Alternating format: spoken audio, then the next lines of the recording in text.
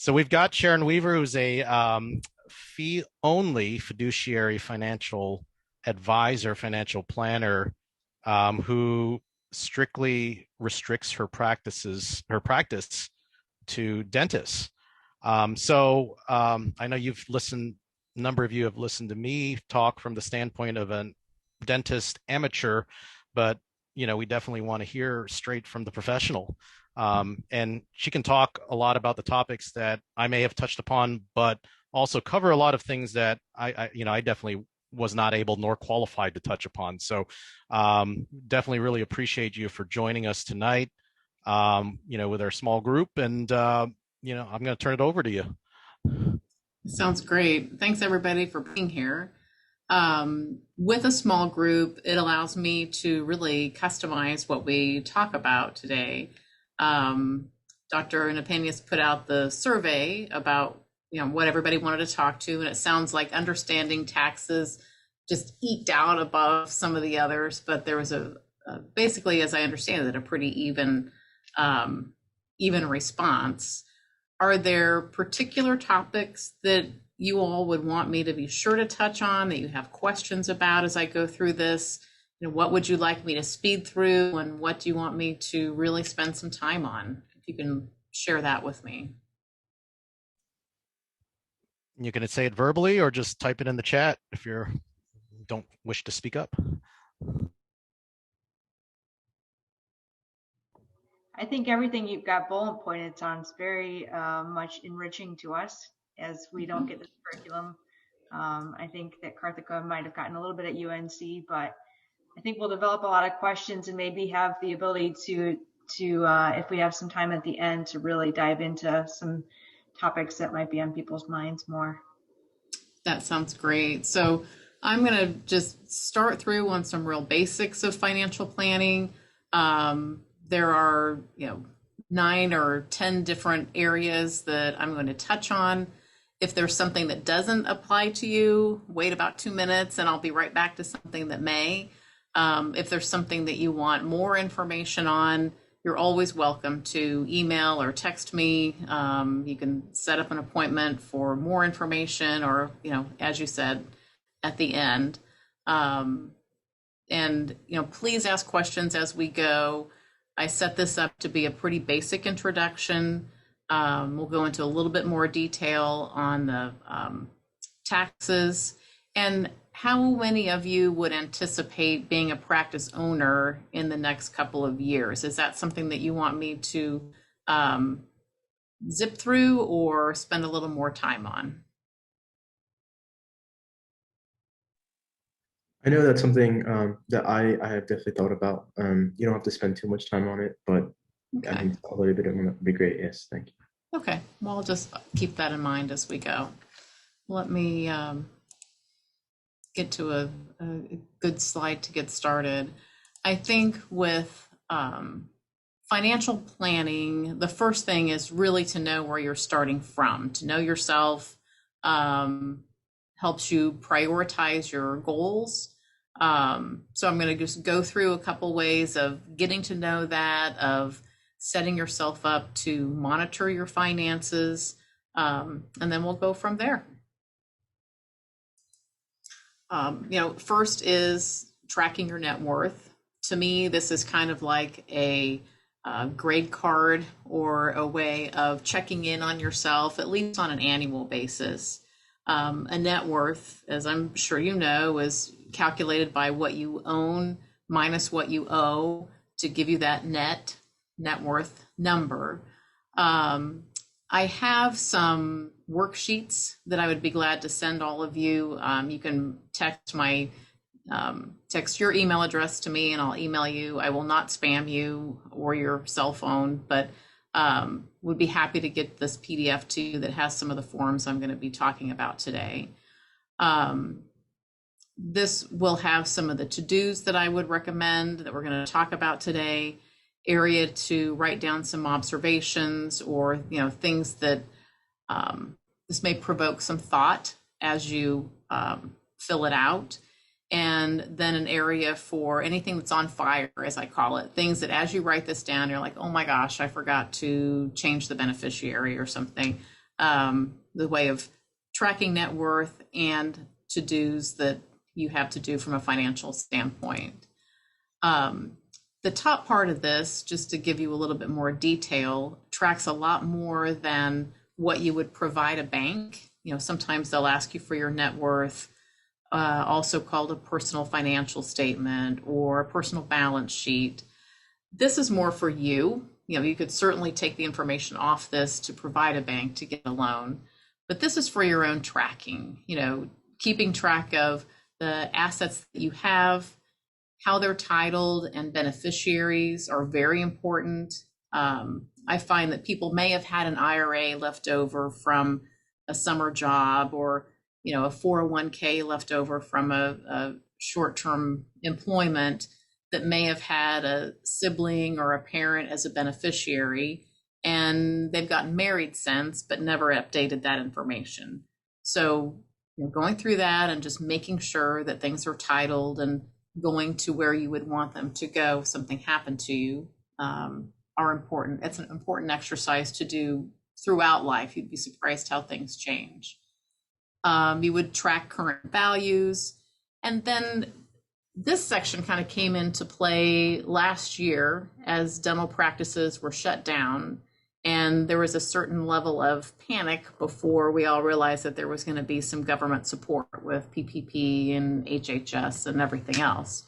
You know, to look and see what kind of tax implications would be involved if you had to liquidate an investment, how liquid it is it available? Is it something that you could use in an emergency? Are two things that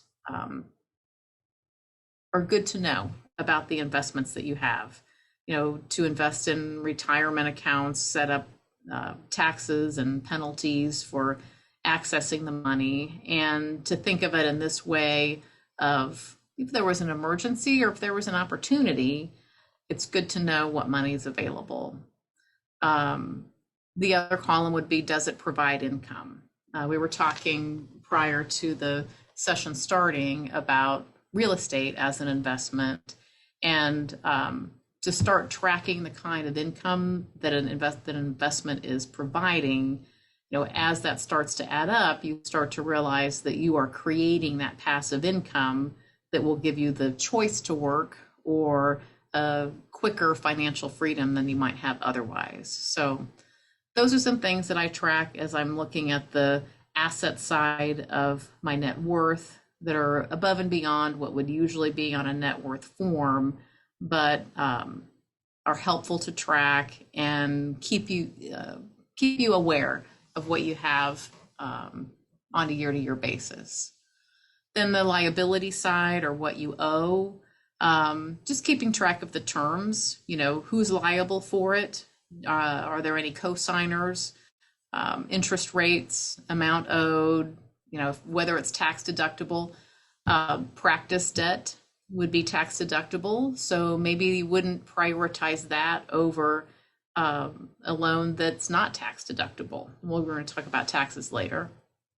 If you're paying extra toward the loan, and if it's possible to refinance. Oftentimes, if you're buying a practice debt will have a prepayment penalty. Maybe for the first 5 years, you're not allowed to refinance it. Things like that are good to know. You know, just keep track of as you take on these debts. So net worth related to-dos, I'll be listing out to-dos in a lot of these categories. As you go through your assets, you may realize, like, gosh, I really don't have an emergency fund. That's a key. I think, you know, to have some cash on hand keeps you from using credit cards. It gives you a peace of mind. And while it's not exciting and it feels like that's money that's not doing anything, it is, and can be very strategic to keep cash on hand for opportunities, peace of mind, as we discussed. You know, maybe you're looking at your investments and you either think I don't have any, in which case I think it'd be great to start an investment discipline, even if it's $50 here and there. The discipline at this point is almost more important than the money, to have it set up to understand how it works, to familiarize yourself, and to have the discipline that then when the money comes, you just increase. If you do have investments, paying attention to how they're invested, we'll look at that here in a minute. Maybe you realize that you have 6 different similar types of things, whether it's bank accounts or IRAs. Maybe you want to consolidate those for simplicity. It's just one of those things that as you are recording all of these, it brings an awareness to some of the things that you might need to do. On the liability side, I think probably the biggest thing for most of my new dentist clients is to put together a student loan strategy, figure out how it is we're going to tackle that debt. Typically we will prioritize the highest interest rates first. That goes against Dave Ramsey's advice, but I think Dave Ramsey is often talking to a much different financial demographic.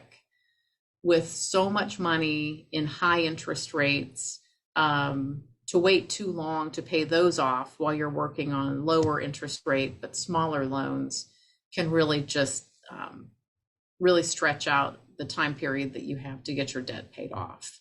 So we'll focus on high interest rates first, with maybe a few exceptions. If you had a smaller loan with a big payment that you would be able to get rid of, that would free that big payment to be applied toward the higher interest rate, there might be some juggling around of exactly which loans to pay off first. But if I had to make a rule, I'd pay off the highest interest rates first.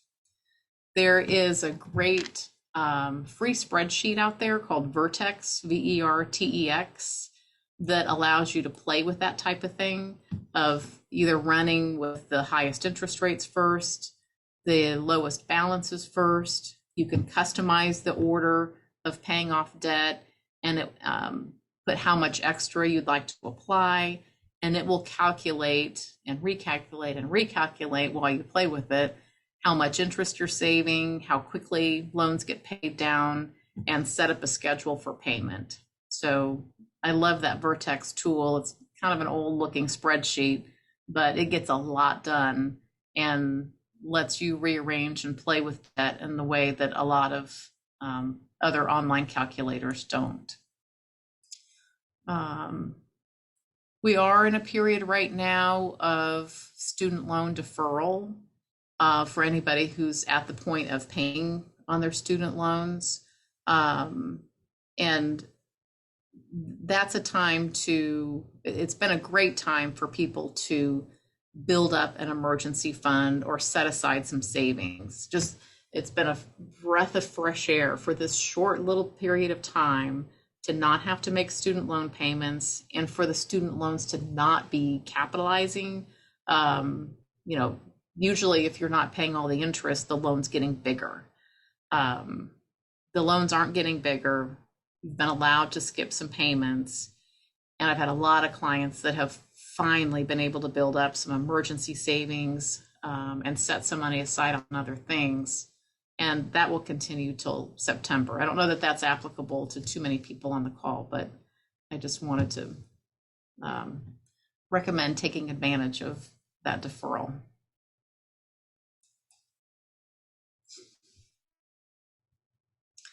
The other part of knowing yourself financially is the emotional side of money.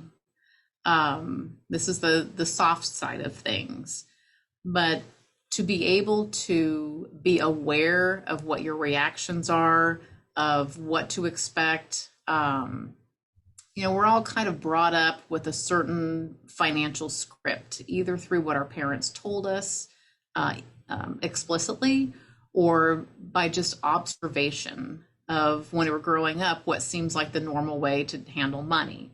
That may have been accurate or not, but it creates a script for a role that we end up playing as either, these different categories. It's not really a money personality, but just a way of viewing and dealing with money. what happens is that these impact the way that we deal with financial stress and can become a source of stress between partners. So, you may come into a relationship where, this is a normal thing to do, to start a business and put the family nest egg at risk is a normal thing to do.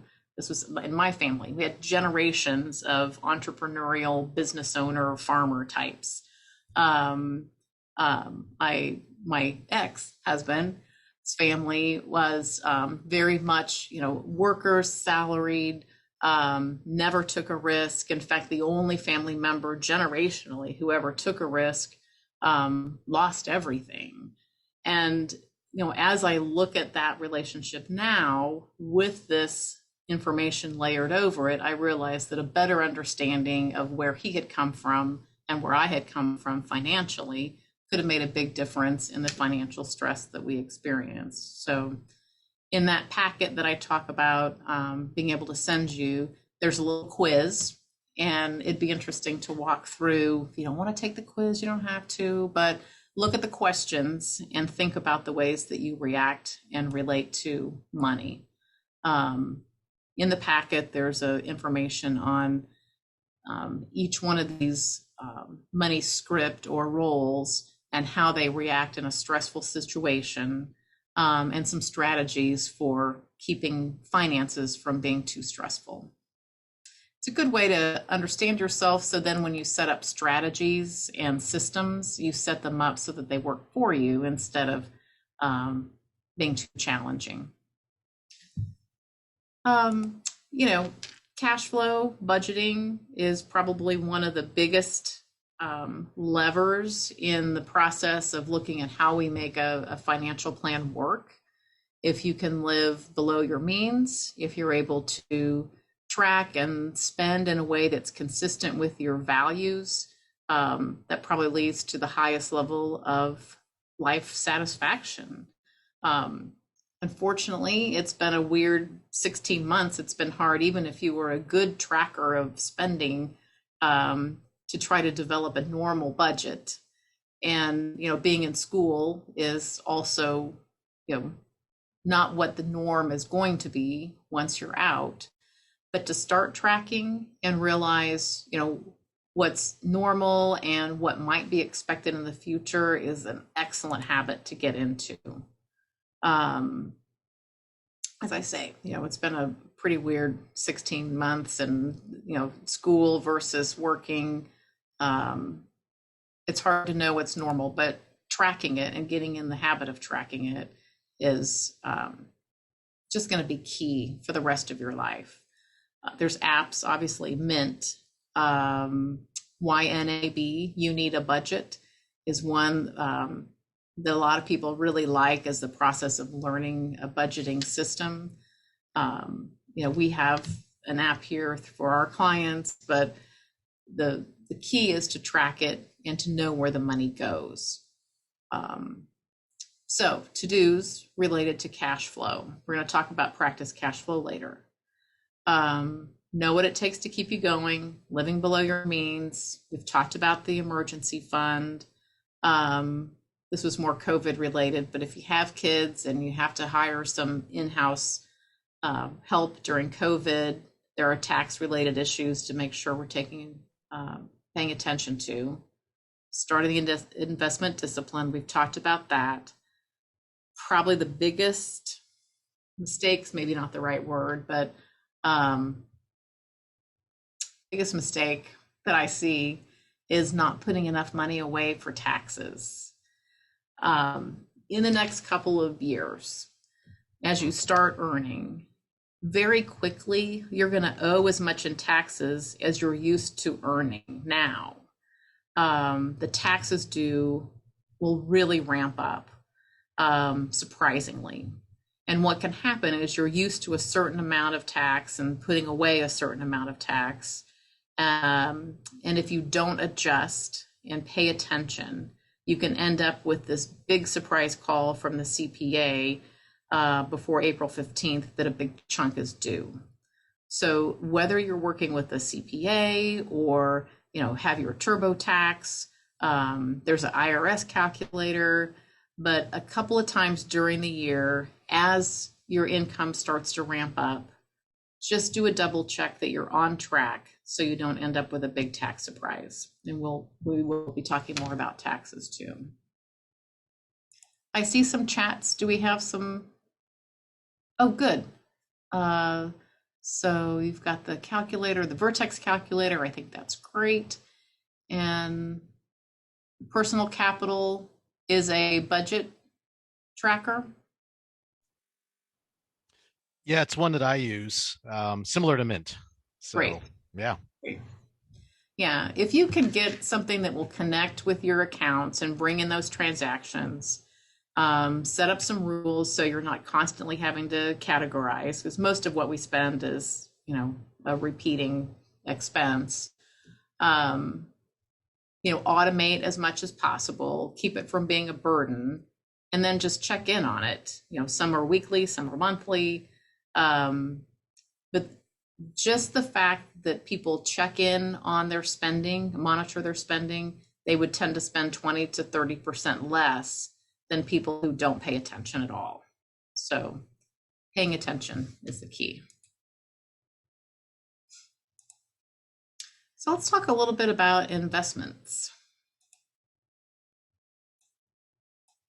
It's the summer of road trips, so I chose a lot of pictures related to road trips. So that's to perk things up.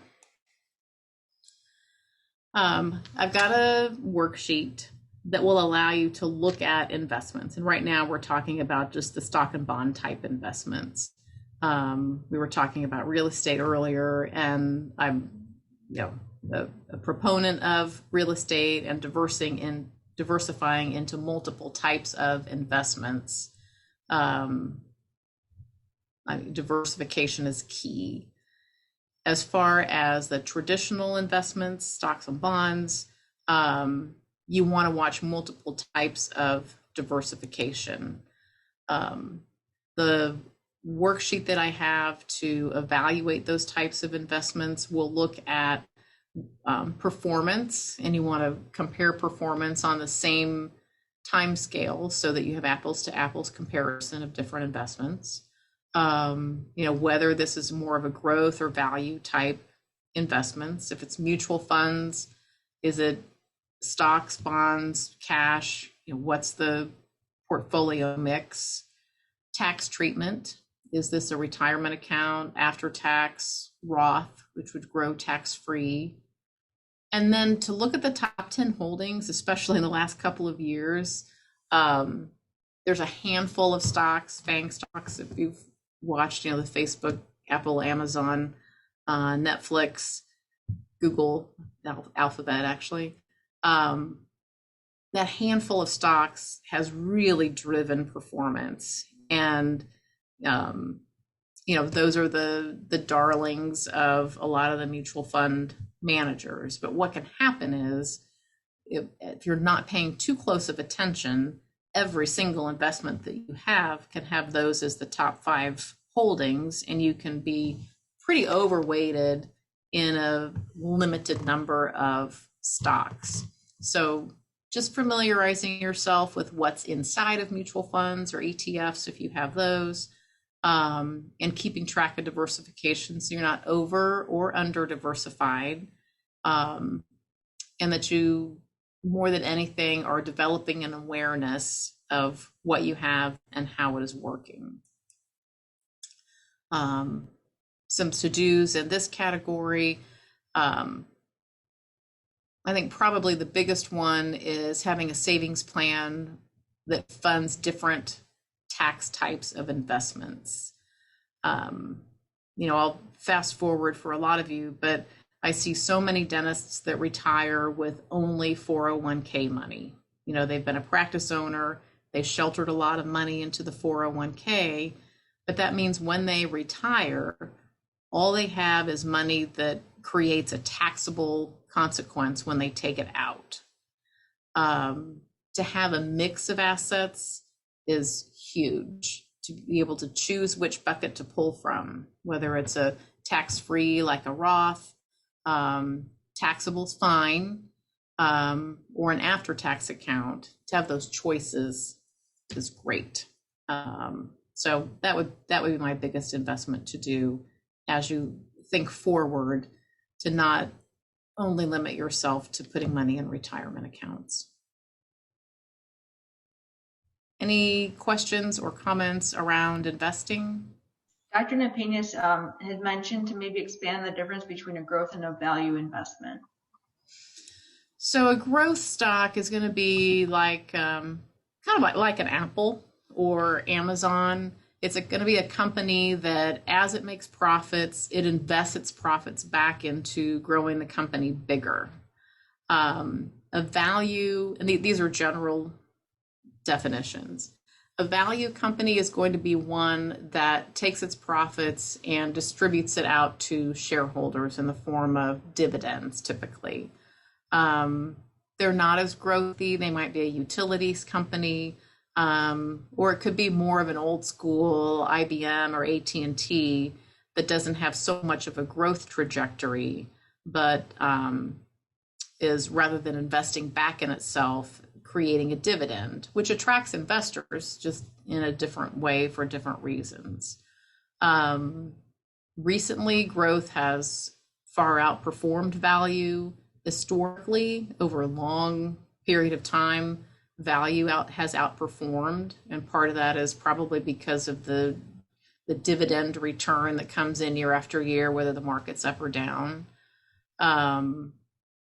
You all probably have enough time to withstand the fluctuations of a growth stock, which might be more of a fun holding. But from a diversification standpoint, to have a little bit of both will moderate the volatility of what you have and should give you a pretty good return on investment long term.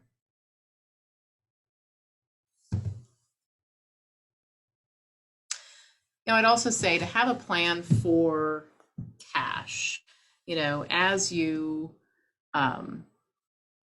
out working, you will find that you start to have excess cash. That's best case scenario, if you're not spending it on Ferraris and stuff. So living below your means, accumulating some cash. It's good to have a plan for what to do with that so it doesn't get squandered, because lifestyle creep is very easy to, that happens easily.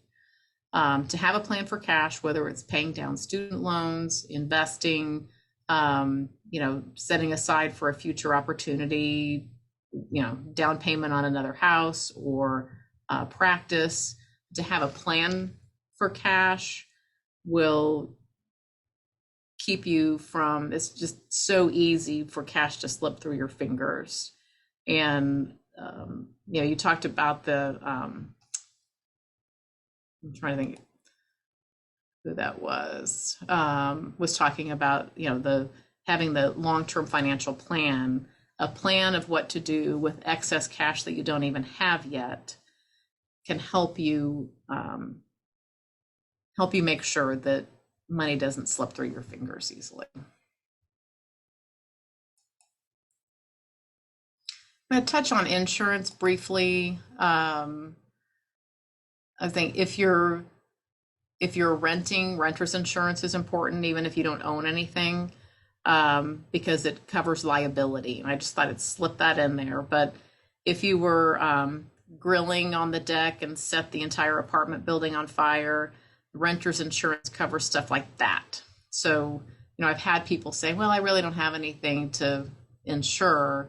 It's not just the stuff, it's the liability, and it's cheap. So that's... I'm sorry. I was just thinking that's important for car insurance too.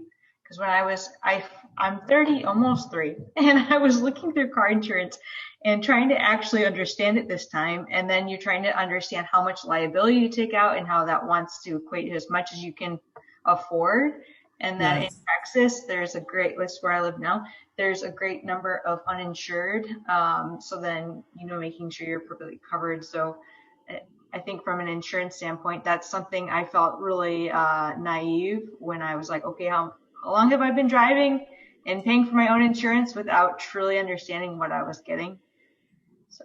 No, I think that's a great point. Uninsured motorist is huge because there's, so many people who can't afford car insurance who are driving. So that's big. And then the liability insurance, if you ever get to a point where you've maxed out on the car and feel like you need more insurance, the next level is called umbrella insurance. So that's personal liability above and beyond what's available through car insurance or home insurance. And that would cover not just like you think of that at the house of like, somebody slips on the ice and falls. That's usually the example. But I also think about, when I was carpooling kids, if you have a whole back seat of somebody else's children, if you were in an accident, the liability could be pretty significant on something like that. If your dog bites somebody, it covers all kinds of situations where you might be held liable for something that happened. And it's not going to be your friends that sue you. It's their insurance company that sues you. So that liability insurance really is important, Dr. Riegert.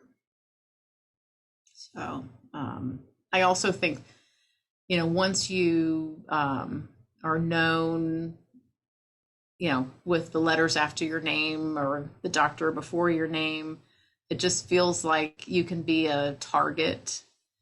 And, umbrella insurance is so inexpensive to have the kind of coverage that would cover you if you were in an accident like that, or, if you have a boat and there was an accident, or, kids playing with bows and arrows or something. Just however it would happen, for no other reason, for the insurance company to be paying for the attorneys instead of you, that they'll make sure that they represent you as well as they can. So yeah, it's a good point. Very good point. In my opinion, the most important kind of insurance to have, disability or life, is disability, because it is so easy for what would be a minor disability for most other professions to keep you from being able to practice. And I've had several clients who have been through this and have seen the benefits of having disability insurance. And, they were things just like an elbow or a neck. This is not, you're in a coma or something. It's the simple things that could keep you from practicing, that keep you from earning a living, keep you from your income. And disability insurance is the replacement of that income if you were unable to practice. A key to that is getting own occupation. This, probably the one designation of the type of disability insurance to get. I'm sure there's plenty of insurance guys hanging around the school that can sell that to you. It's discounted on the ADA's website, but I would get as much as you can. The insurance company is going to limit it based on what your current income is. But then every year, as your income goes up, you can ratchet up the coverage. I'd buy it, especially now while you're young and healthy. It's as cheap as it's ever going to be. And to see someone who's unable to practice, but is able to flip the switch and have income start coming from their disability policy to cover all the obligations of the family, makes you really realize the importance of having that kind of coverage. To me, that's almost secondary to life, because you're still having to support yourself at that point. So big proponent of disability insurance. For life insurance, it's also income replacement in the event that you're not here anymore. So if you are responsible for or to other people, that's when it makes sense to have life insurance. If you've had some policies in the past, if you've already purchased some, Always make sure that the beneficiaries have been updated if you're married now, and that the coverage is appropriate. I've got on the worksheets, there's a link to the ADA's website for how much insurance is appropriate, and it's a good starter. I think it's possible to be overinsured, but I sure wouldn't want you to be underinsured if you have responsibilities of family or kids, just to make sure that they're taken care of if you're not around. So, I'm a proponent of buying term insurance, which is just pure insurance for a specific term time period of what you need insurance for. Not as big a fan of insurance as an investment. So to me, term insurance that would pay off as, until maybe my kids were out of school, or until my debt would be paid off, or until I would be able to invest enough so that my own investments could replace my income, would be the types of situations where I think of buying some term insurance. And ADA has some great rates if you're a member of ADA. And you were mentioning Dave Ramsey. One thing that he always brings up is term versus whole, and whole seems like it's never indicated. Can you explain what is whole, and when is it ever recommended to get that? Whole life insurance, if you were going to, I would say term is pure insurance specified for a specific amount of time. So you can buy 20-year term insurance and it only covers you for 20 years. And if you didn't die during that 20 years, you've just wasted all those premiums. We hope you waste them. Whole life is set up to be permanent life insurance. It's set up so that the premiums are creating enough cash, or are accumulating in the policy enough, creating what they call cash value, so that eventually the insurance can support itself, and that and pay enough of the premiums that you have life insurance permanently. It's a combination of insurance and investment.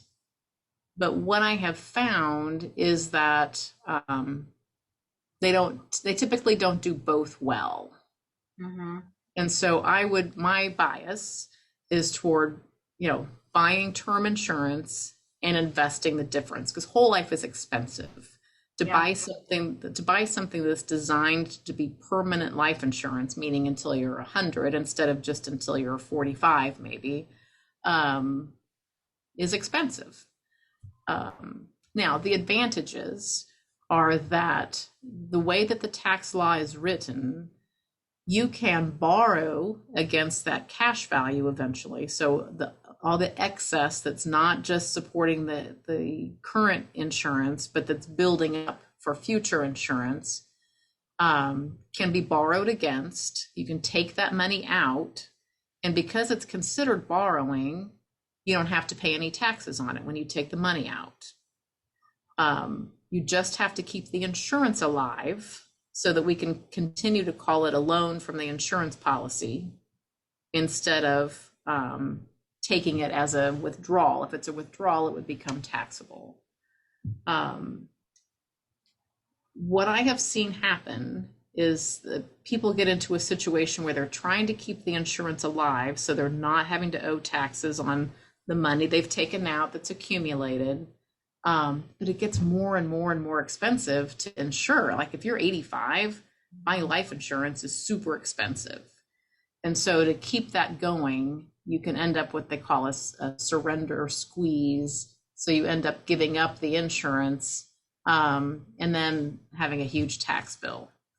There are a couple of books out on it, and theoretically, it looks like it should work. I just haven't seen it work in, 30 years of being around and seeing a lot of these out there. So again, my bias would be, rather than having the insurance be both insurance and creating an investment? Why not take the extra cost that would be going into insurance and really put it somewhere good instead of a mediocre cash value type investment? Yeah, and you would mirror exactly what I've heard in the Ramsey series, is that they've never recommended keeping whole. Like, you Yeah. got taken advantage of by a buddy that was learning how to sell insurance, and now you should get rid of it. I'm like, man, it just, and what we were mentioning in the beginning is once you have credentials after your name, you are a target, whether it's being sued, whether it's being for insurances you don't need. So it's very appreciated that you're explaining the differences in your recommendations on it. Thank you. So there are some versions of whole that might be appropriate, but I would usually save them for like the third or fourth step in putting together an investment plan. They're sort of far out there. If we've already maxed out the 401k, we've already maxed out all the IRAs, maybe even some other types of retirement vehicles, and then we're still looking for some sort of tax advantaged investment. Maybe we could take a look at it for the purpose of having some cash value that could be borrowed later. But it's more in the exception than the rule of when it would work for somebody, in my experience. If you ever do look at something like that, you want to ask for what they call illustrations. You want to see hypotheticals. You don't want to see it at the current exciting investment rate. You want to see it at the guaranteed rate. Like, what would they guarantee? You really want to have them run a lot of samples for you to make sure it's going to work for you and your situation. It's typically very expensive, and the hidden secret is it's very high commission.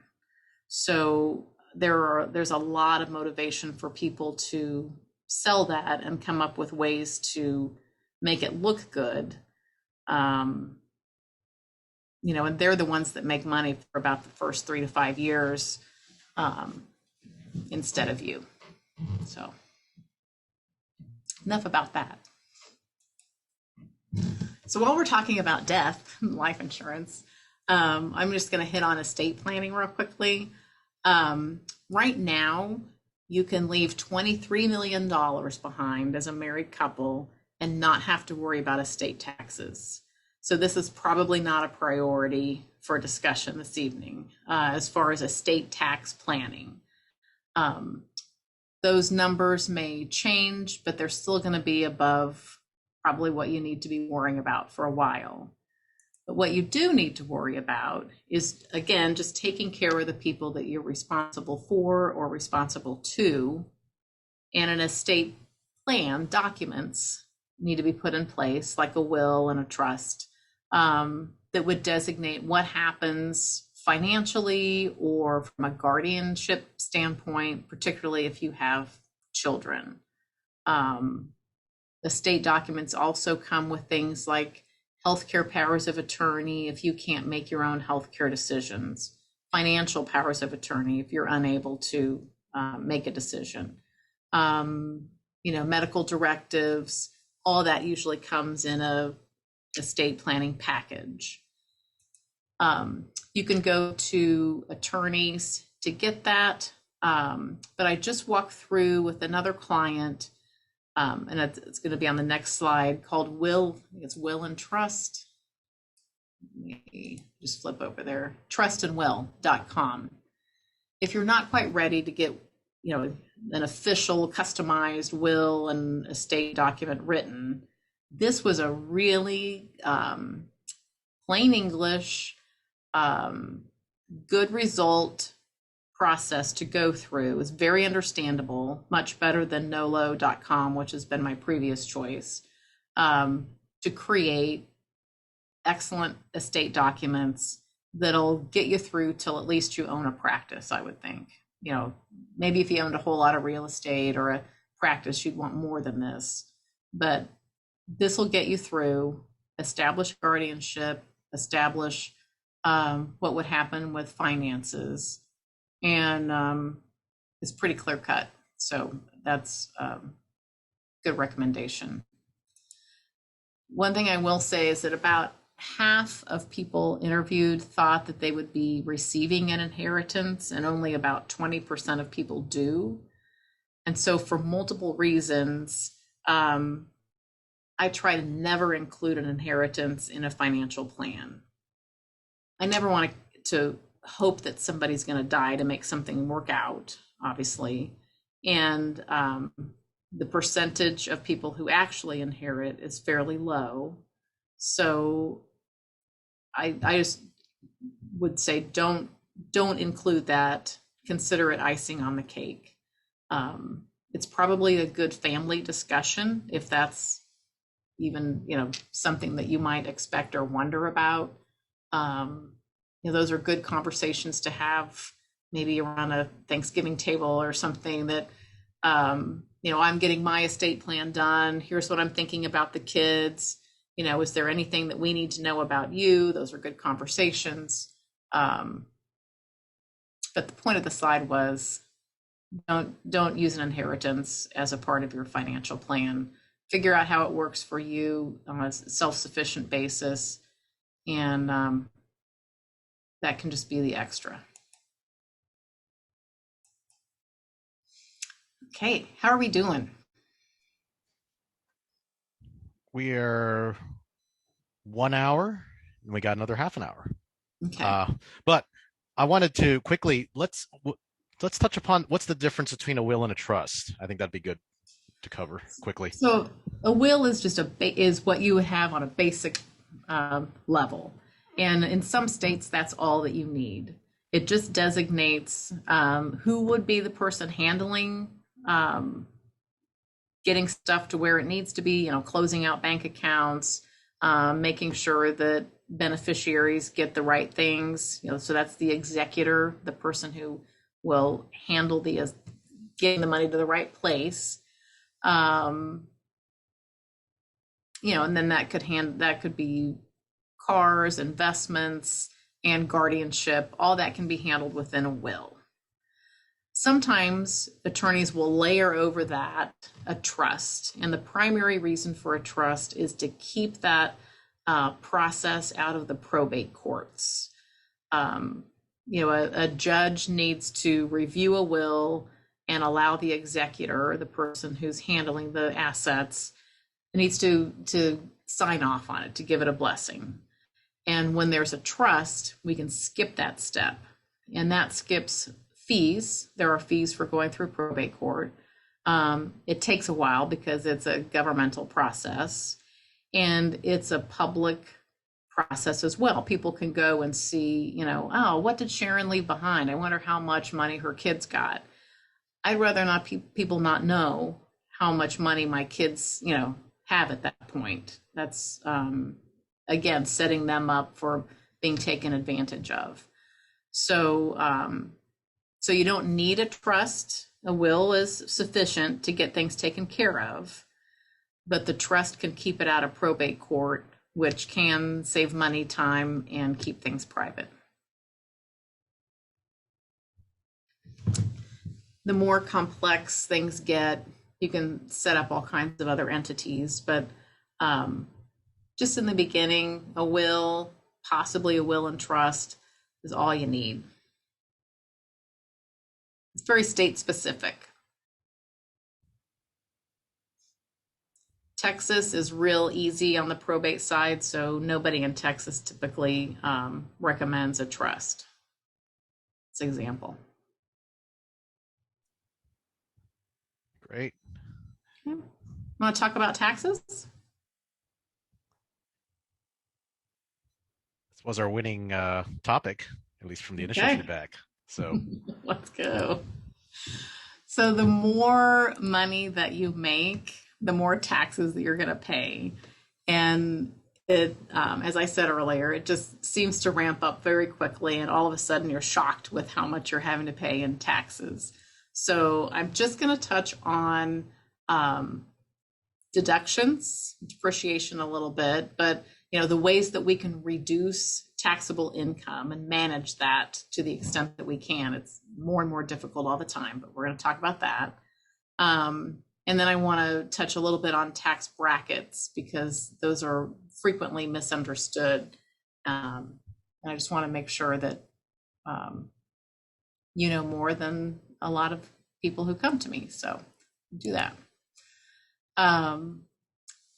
You have, let's say that you are in a job and you earn $100,000.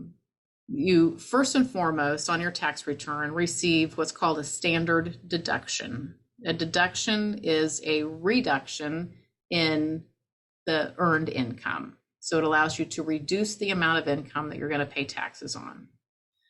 A standard deduction is automatic. So a single person receives a standard or automatic deduction of $12,400. So if you earned $100,000, you get a standard, automatically receive this deduction of $12,400. Now your taxable income is at $88,000. So that's how a deduction can work.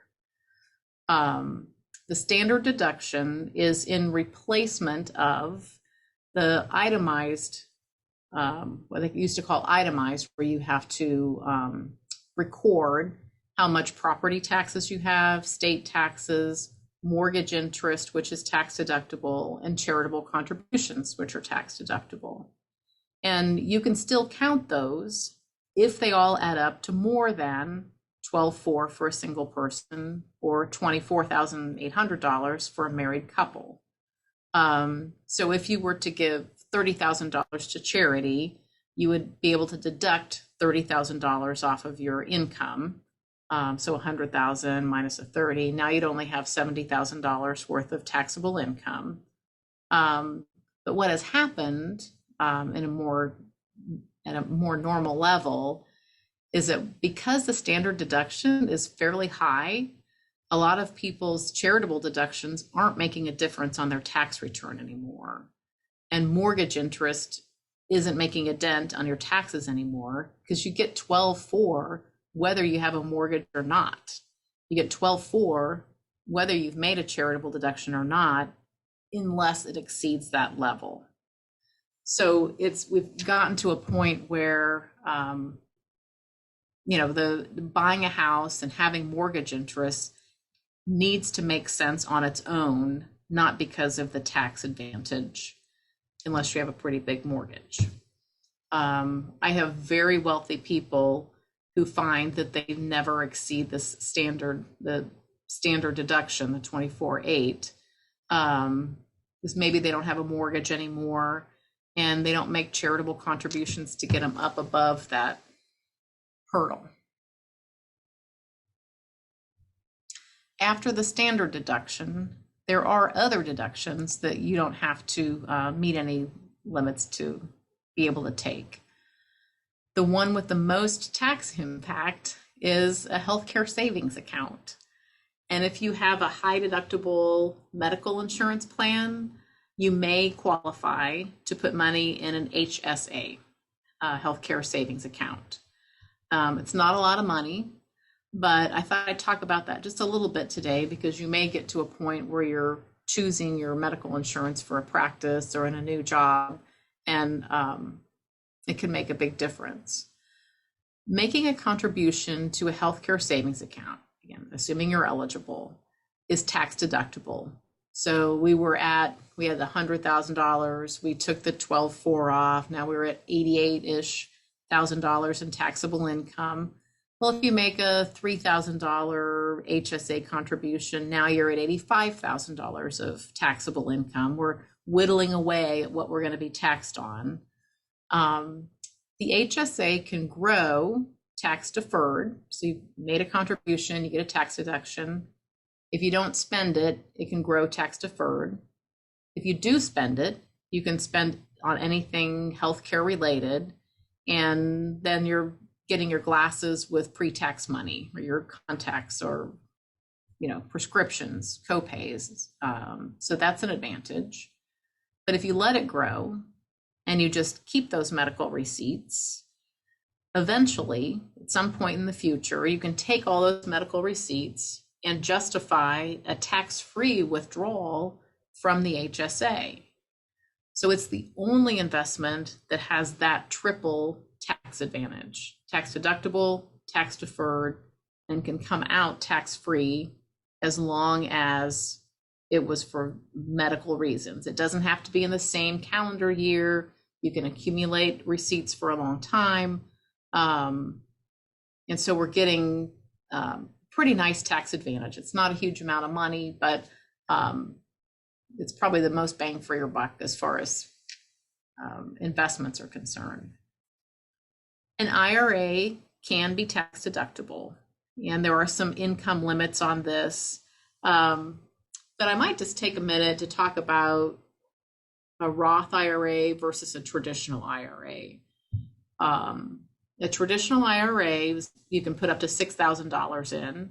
That's a $6,000 deduction. So if we were at $85,000, we make an IRA contribution. Now we're at $79,000 of taxable income. So we've whittled down from 100,000 being taxable, clear down to 79 now. And that's great for this year's tax benefit. That $6,000 contribution maybe saved us $1,500 on taxes, let's say.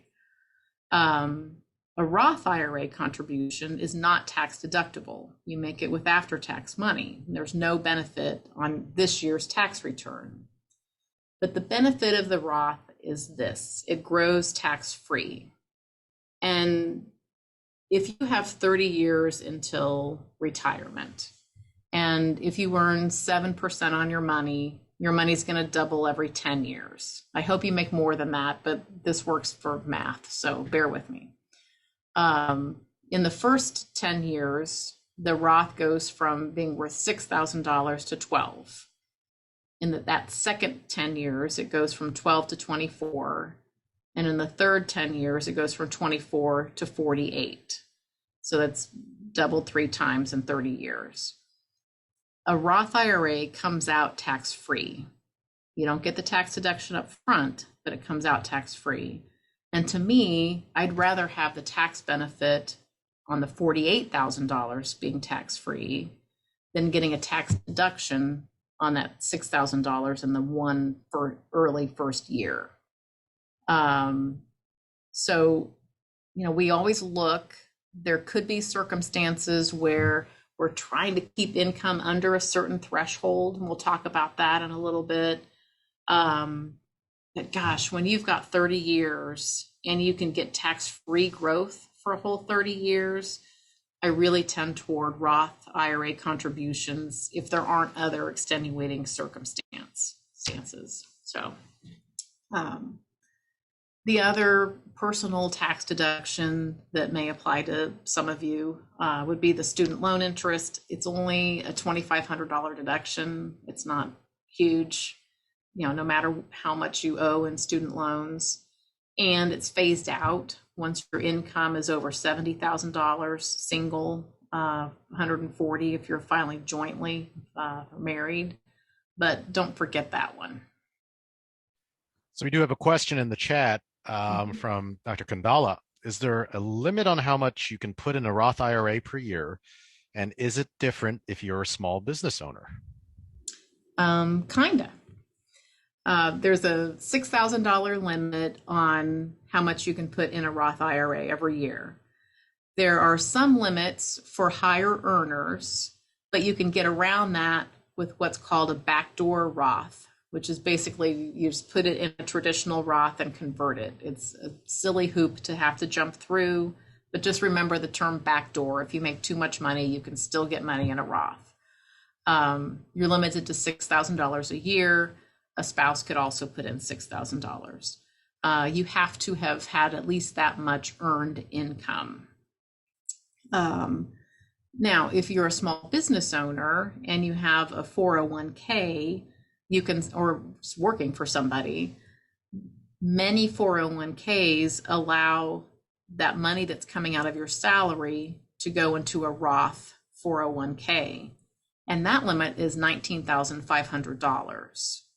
So if you have a 401k that allows for Roth contributions, you can get 19,500 into a Roth through salary deferrals. You could do another 6,000 just in the Roth IRA outside of an employer plan. And then one extra layer, if we have time, I'll show you a little chart on that at the end. But there is what is called a mega backdoor Roth through the 401k that basically allows you to do what would be the profit sharing piece of the 401k as Roth contributions also. So you're eliminating all of your deductions that usually come with the 401k, and that's usually what gets people excited about it. But you could get, just through the 401k, $57,000 into a Roth environment. And when you start, instead of that 6 turning into 48, when you start thinking about year after year after year of contributions of $57,000 to a 401k that can double and be, double and double and double and be tax-free when it comes out, that can be pretty exciting. Would you mind touching base on the income limit for contributing or opening up a Roth to make sure they open up the Roth prior to reaching that income limit? Yeah, off the top of my head, I think it's 170 for a married couple. But again, if you're above that limit, you can do what we call what is in the industry called a backdoor Roth. By making a non-deductible IRA contribution to a traditional IRA, then you can turn around and convert it to a Roth. So if you're over that limit, it's still possible, just with one extra hoop to jump through. Thank you. That used to be kind of a tricky strategy, but it got legitimized a couple of years ago.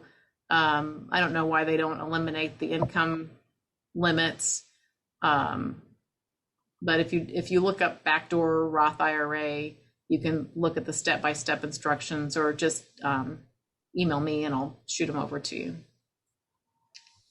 I wanted to quickly go back to HSA, and just mostly because I know a number of the folks here are incoming Carolinas Medical Center residents. So, and you can just put your answer in the chat, because I know in Carolinas Medical Center, you have the choice between the high deductible plan and the copay plan. And the high deductible plan, you do get the HSA, but with the copay plan, you don't. So, just survey, who got the high deductible one and who got the copay one. The one with the HSA versus the one without the HSA. When I was a CMC resident, I didn't qualify because my TRICARE has a low deductible. So they always say when you're at CMC, it actually said if you had Medicaid or TRICARE, you were ineligible for the HSA. But this is a CMC dog. He joined me, so I had to turn off my monitor. But this is Reese. Dr. Napenas knows him well. Dogs are Dogs have been my favorite part of COVID, seeing them on all the meetings. Dogs and kids. Yeah, he's a certified therapy dog, and he did well with COVID visits when we couldn't go in person for a while. So that's great. It's pretty cute. Thank you. So I didn't get any answers, or I don't know if anybody knows the difference. So so one thing is you get the HSA if you get the high deductible plan, but you don't get the HSA if you sign up for the copay plan. So I just wanted everybody to know that. It's sometimes a hard decision, because if you get the high deductible plan, you're going to be paying a lot more out of pocket if you have medical expenses. So, you kind of have to evaluate your own situation. And if you're going to have a lot of medical expenses, it may make sense to skip the HSA and get as much coverage as you can, so you don't have as much out of pocket expense. But, it's worth doing the evaluation.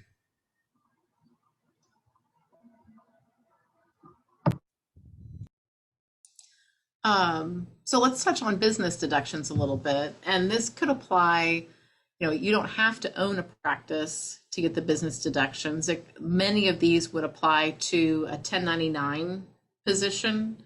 if you're working as a contractor. So just keep that in mind, particularly as you're negotiating compensation packages going forward, that a 1099 contract role has some tax advantages that come with it.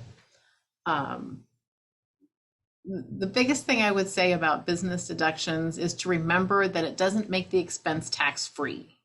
Somehow in our minds, we equate a tax deductible with tax-free once we own a business. And I've just seen it over and over again. So if you buy $50,000 worth of equipment, you're going to buy a scanner or something, that will reduce your taxable income by $50,000. But if you're in a 20% tax bracket, that's going to save you $10,000 worth of taxes. And that's great, but you spent $50,000 to save $10,000 in taxes. So I wouldn't ever want you to make a purchasing decision simply because it was going to be tax deductible. You might time a purchase because of a tax deduction. You could look at what this year's income was versus next year's income and decide that December would be a better time to buy the scanner than January because you'd rather have a deduction this year. But remember that tax deductible is kind of like a discount. It doesn't make anything free. Meals are only 50% deductible. So you hear about people I'm going to take this referring doctor out to dinner. I'm going to buy him lunch. We're going to have, it's an advantage of being a business owner that's used quite a bit. Go out and have a nice dinner. But what happens is, and it's better than having to pay out of pocket, but when you pay for it through the practice or through your 1099 contract, 50% of that dinner bill is going to come down to your personal tax return as taxable income. It's better than the whole amount, but just keep in mind that taking people out to dinner doesn't mean that it's, free food, that it is a marketing expense, and half of it, because it's considered you were half of the meal, they're going to make it taxable to you as income. So things to be aware of in the deduction department. Once you are buying your own health insurance as a business owner or 1099 contract doctor, you have the availability of using the self-employed health insurance deduction. And that can be huge. If you have, family coverage can cost $20,000 of healthcare expense. And if you can take that as a deduction, that's a huge advantage that we sometimes see CPAs missing. They're so used to putting it in the medical expense for most people that they forget that for a business owner, they can put it in a different category, which is basically on the front page of the tax return, and it makes a much bigger tax impact than it would in its normal square over on the itemized deduction page. So that's a big one, and one to make sure is being counted correctly by your CPA. You need to be the one, the business needs to be paying for it and then passing the cost down to you, but then it becomes tax deduction on your personal tax return.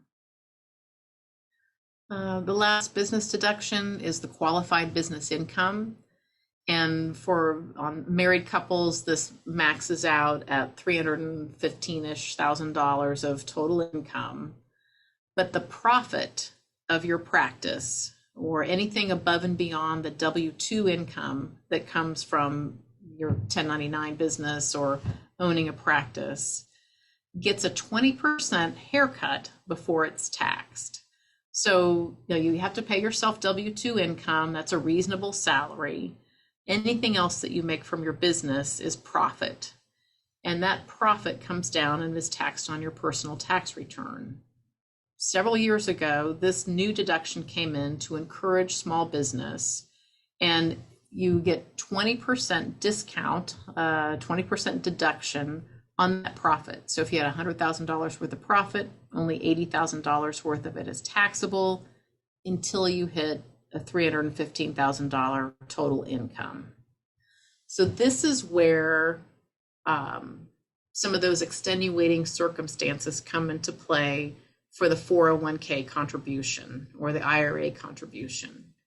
If you're this close to keeping your taxable income under $315,000, which would qualify you for a 20% tax deduction on all of your profits from the practice, you might decide to invest in a taxable 401k that year, or take the tax deductible IRA contribution just to keep your income below a threshold. There are thresholds at 250, 315, and for different situations, you may find yourself at different points where you need the tax deduction because of a bigger benefit somewhere else. So that year you might skip the Roth and then move to it the next year. Let's say you're ramping up your practice. The next year, if you're at $500,000 or $600,000, this qualified business income isn't even a consideration, and you can go right back to the Roth contributions. But there's a lot of moving parts on a tax return, and that's one example of, normally we'd suggest this, but with the other considerations, advice might change. So, I'll kind of wrap up so we have time for questions. But the other way to reduce income is through depreciation, and it works pretty much like a deduction. But when you make a long-term purchase, something that, like with the purchase of a practice, or the purchase of equipment that's going to be used over 10 years, rather than taking the entire deduction for the purchase in the first year, it's typically better to spread that out, spread the tax advantage out over the number of years that you're actually using the equipment. And that's depreciation. You think of it as the car is a depreciating asset. It gets worth less and less over time. Same thing with the scanner. And the IRS code lets you write off the use of that piece of equipment or the goodwill of a practice over a period of time. Those things help reduce your taxes. And I'm probably going to skip some of the slides that I had about practice ownership, but it's really important to remember this piece when you're thinking of whether or not you can afford to buy a practice. It's not just a cash on cash decision when you realize the tax advantages and the reduction of your income that will come from things like deductions and depreciation that can literally help you afford to buy a building or to buy a practice when it might not look like it just from the outside looking only at cash. So, keep that in mind as you're looking at big purchases. The one other, tax brackets, and then we're done. One thing I want you to remember is that a lot of people come with the impression that if you're making $500,000, you're in the top tax bracket, and that means that all your income is taxed at the top tax bracket. And that's not the case.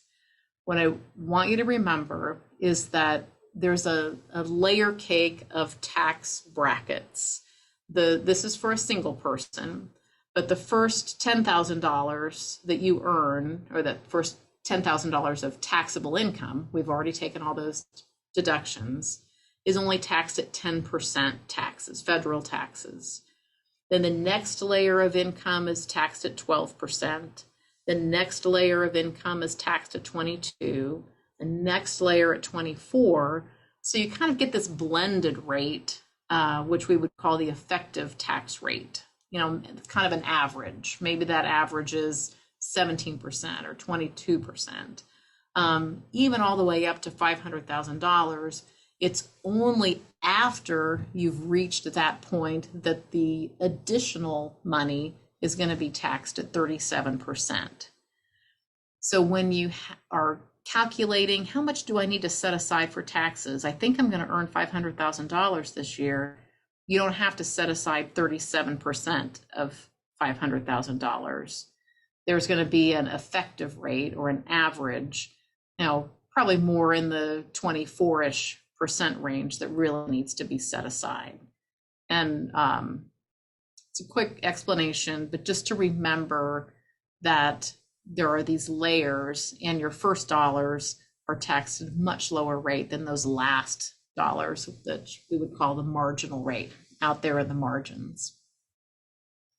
The only other thing that Joel asked me to talk about, and I'll skip the practice. I have a whole PDF about buying a practice. If you're buying a practice, and the 6 things you've got to look at, and I'd be glad to send that to anybody who gets to that point. The only other thing that Joel asked me to talk about was the types of advisors, and he touched on this a little bit at the beginning, but different business models may be appropriate for different needs that you have. There's basically 2 compensation types. One is called fee-based, the other is fee-only. It sounds a lot alike, but there's a big difference. Fee-based receives commissions, and so they tend to be transaction-driven or product-oriented. They are held to an ethical standard of suitability, which means what they sell you needs to be suitable for you, but it doesn't necessarily need to be the best for you. And the person in that role, if they had 2 products, one paid a bigger commission, they could sell you the bigger commission. They don't have to think of what's best for you in that circumstance. As long as the product was somehow reasonably appropriate, reasonably suitable, it doesn't have to be the best of those choices. The other type is fee only, and there are no commissions. They're typically charged on a percentage of assets under management. So because they're paid on assets under management, they tend to be asset gatherers. What they're working toward is a little bit more aligned with you, because if they grow your money, they grow their percentage of assets under management, or then they have the same percentage of assets under management. They're going to make more money if you have more money. But they can tend to be investment oriented because they're trying to gather those assets. There are some that charge flat or hourly rates, but the vast majority to this point have been a percentage of your money. This can work against you in 2 ways. One would be there's a tiny conflict of interest in that if you came into some money and had the question of, do I pay off my house or invest more money? The advisor has a little bit of a conflict of interest because they get paid if you invest more money. They don't get anything if you pay off your house or pay off your student loans. The other catch is that because they're paid as a percentage of assets, if you don't have assets, it's kind of hard to hire them. There's typically minimums, and they're looking for people with assets already. So this third group, who is still fee only, and this is the group that I fall into, is advice only. So these are not, they don't manage money, they don't sell investments. It's strictly advice, consulting, second opinions, and they charge maybe a little bit like an attorney. I always hate to use that example, but either by the hour, by the project, or on an annual kind of a subscription type basis. And it's really gaining traction because you can go get the information that you need and not feel like you're going to be sold something. Both types of fee only, rather than suitability, have a fiduciary duty, and they are required to put your needs first. If it's better for you, that's how the decision has to fall.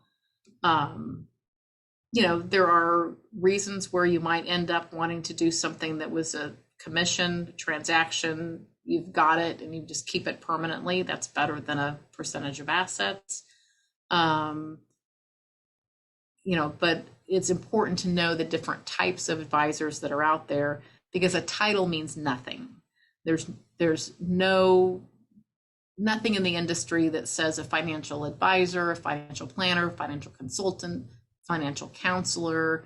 You can choose your title in this business. So it really comes down to the compensation package and the business model to figure out who might be the right fit for you. So is that along the lines of what you were looking for? Absolutely. And I mean, we brought you on here, number one, because you were recommended by Ed Combs, who had spoken earlier, and also I'm a big proponent of the fee only, advice only model, because I think at this stage, especially being a dentist, you're a target, and I mean, there's a role for both, and there's advantages for both.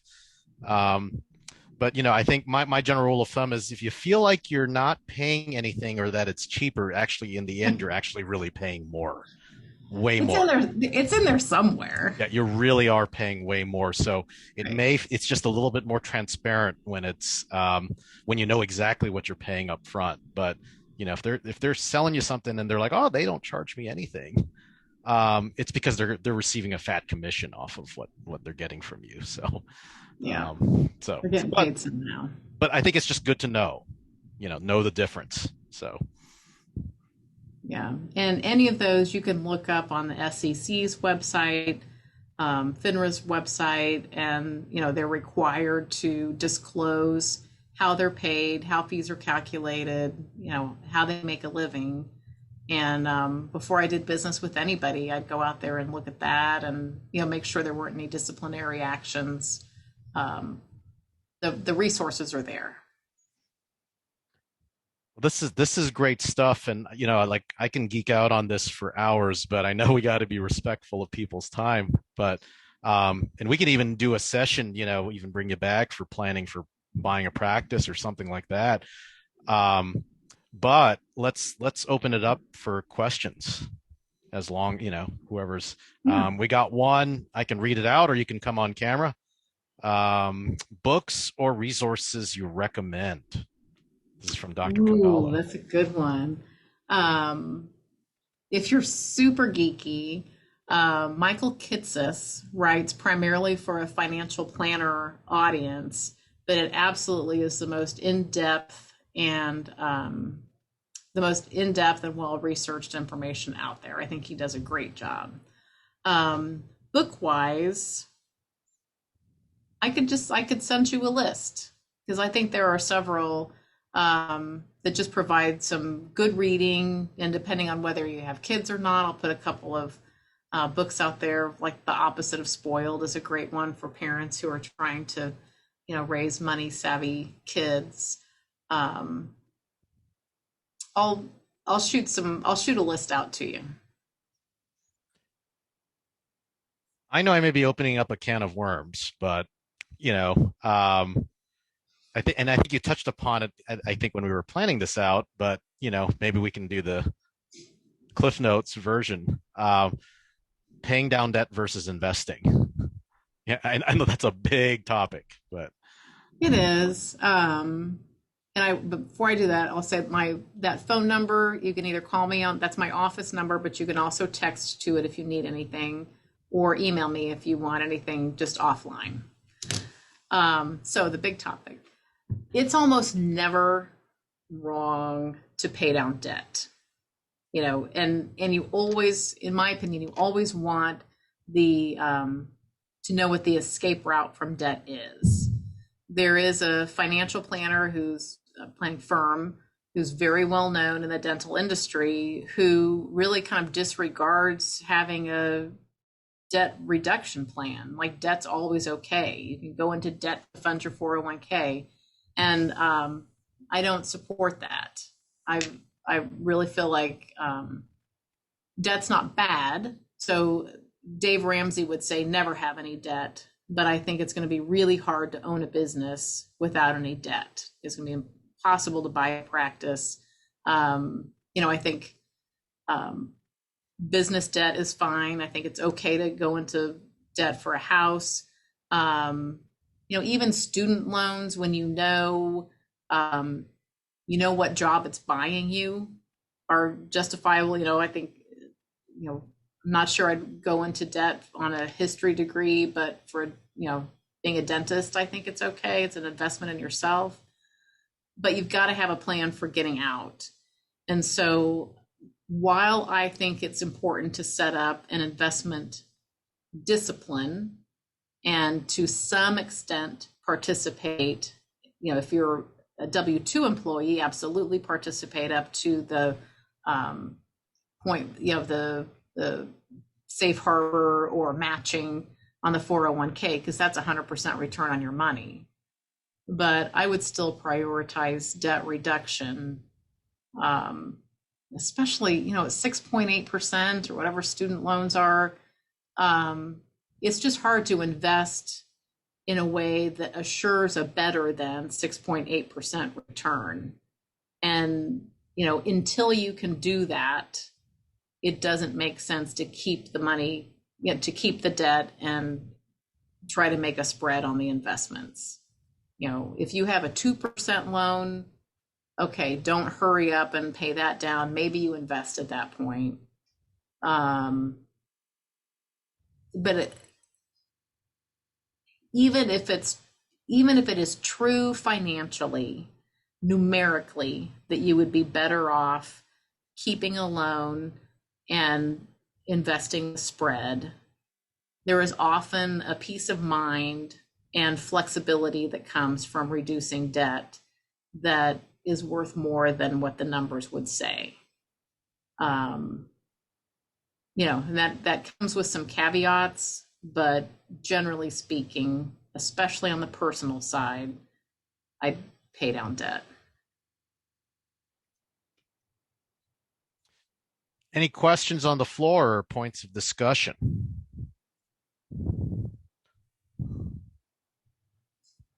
Here's another one that, go ahead, Dr. Riggert. So you just unmuted. I was just going to say thank you. And I think we've all been grateful for all the topics that you brought forth tonight. So thank you. Well, it may have been a little bit like drinking from a fire hose, but at least it exposes you to, some different ways of thinking about things perhaps, or created some to-dos to put on your list. And if there's anything you want to explore in more or better detail, just let me know. And I kind of liken this to, I know some of the folks here are just joining us as new residents, and just being introduced to the concepts, almost a deer in the headlights, being overwhelmed type of thing, but just knowing that the questions are there and just getting your mind starting to think about these things, even though you may not have gotten it, this go around. And we'll have this on recording. You can always go back and refer to it. But just to start thinking about these things is a first step.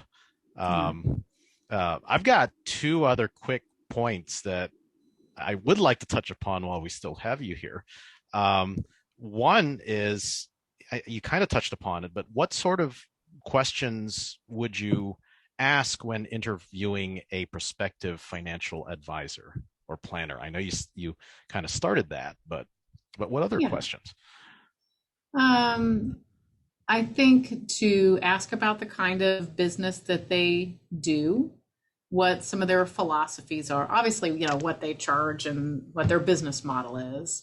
But this is going to need to be somebody who you can really communicate with, learn from, trust with their answers, that's going to be available to you. And, there are people just with different business models, different models of availability and time and what's provided. And it's really going to be it's got to be a personal fit. There are going to be some that are much more detailed, almost like engineer type presentations, very, strictly to the numbers. On the clear other end of the scale are going to be people that are very much on the soft side of investing, and the emotional piece, and looking at it that way. Once you get through that, the business model works for you, and that it's a fiduciary relationship, they're going to take care of you. I think it's really going to come down to the what services are provided and the personality fit, because it's got to be somebody that you can really learn from, click with, understand their way of communicating. Otherwise, it's just going to be frustrating. And another big question is, because I'm seeing it with my own residents, is at what point does it seem right to buy a house, especially even if you've got student debt? And especially right now where the housing market's so hot that it almost incentivizes people more to want to buy, just because of how hot it is right now. Right. I mean, it seems like if we wait a year or two, there may be more opportunities to buy at a reasonable price, but who knows what direction it's going to go.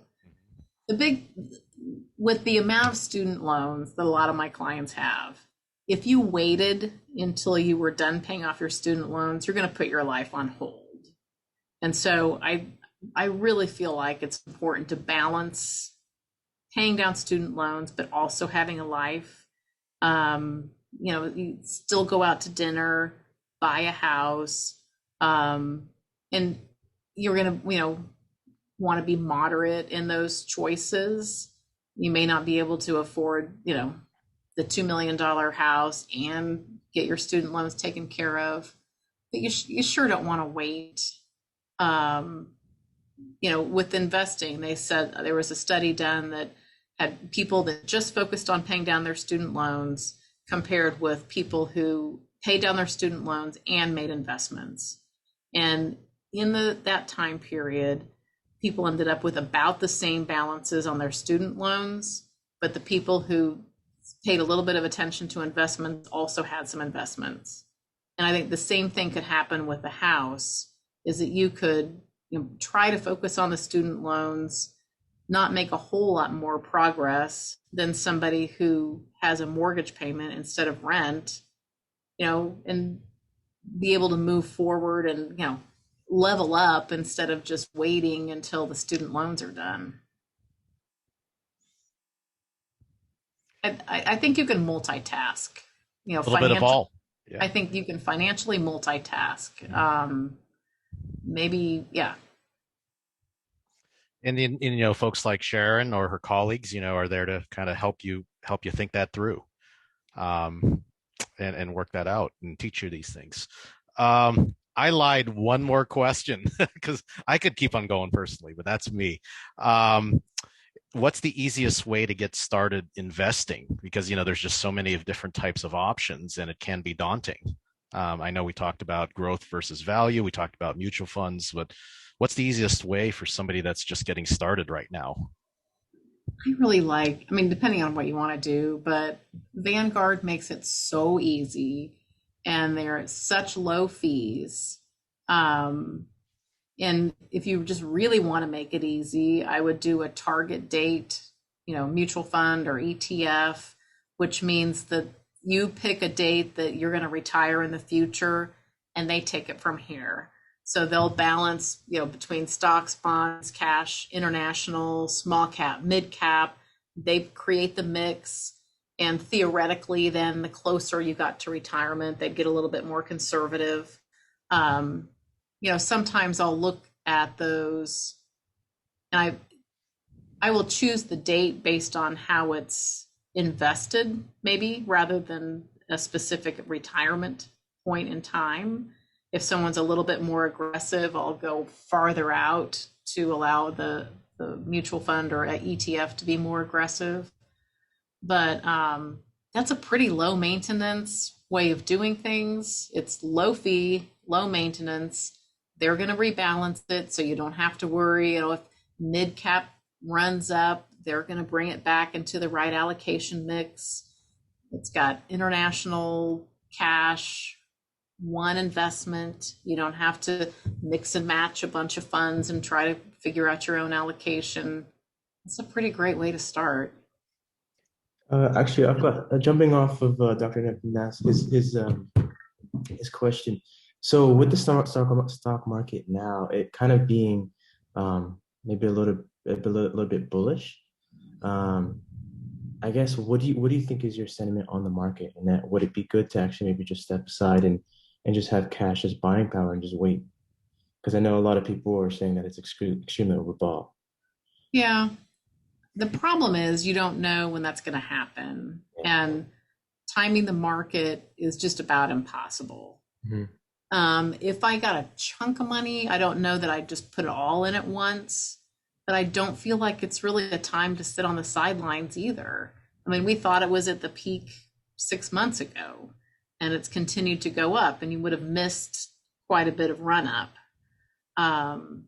Anything that you invest in the stock market, you're going to want to invest that it's long-term money anyway. You know, I wouldn't, you're saving for a house down payment, I wouldn't put it in the stock market.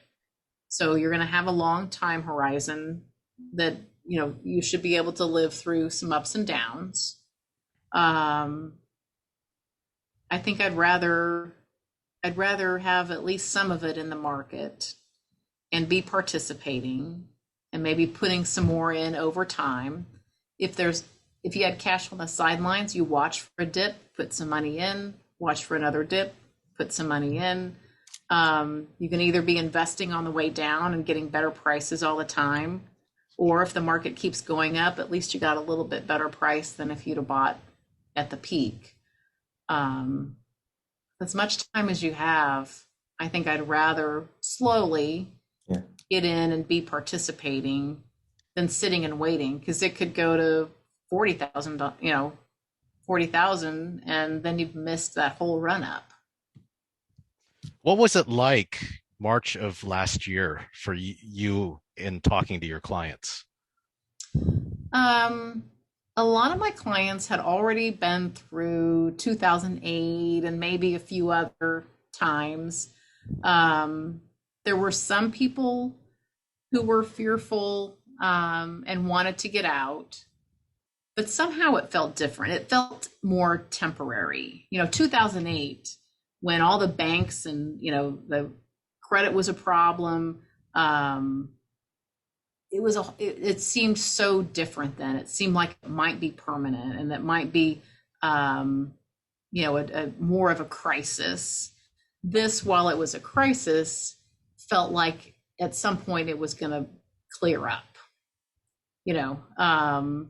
There were, certainly concerns about people having to close their practice. I mean, people went home for lunch and then just never came back. I mean, closing their practices, feeling like they needed to find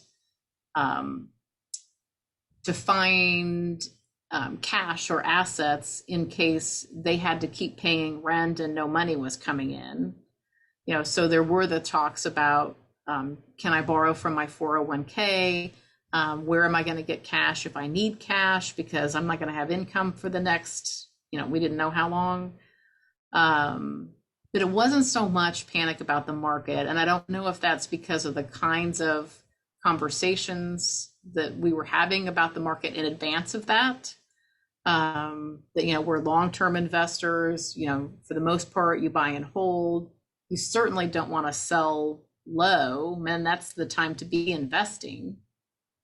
It just felt a lot different than 2008, when that was banks, that was the financial system going down, and that was a much more panicky feeling than, oh, there's been a health crisis, we'll get over it and resume business as usual.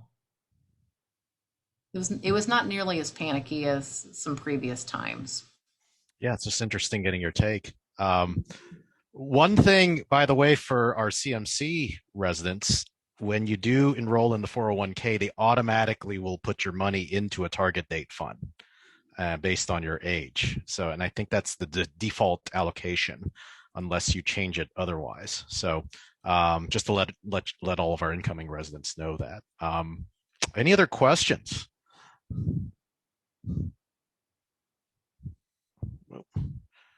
So this has been excellent. I really thank you so much, Sharon, for doing this, and love to, hope you enjoyed it. We really appreciate it. Again, this is just tip of the iceberg. We really, love to have you back for another, when we do the next round of this series, and maybe we can even unpack some of these subtopics, when we're a little bit more, in the middle of the year and that sort of thing. But definitely Absolutely. really appreciate this. Thank you for doing this. You have all of our contact information and resources.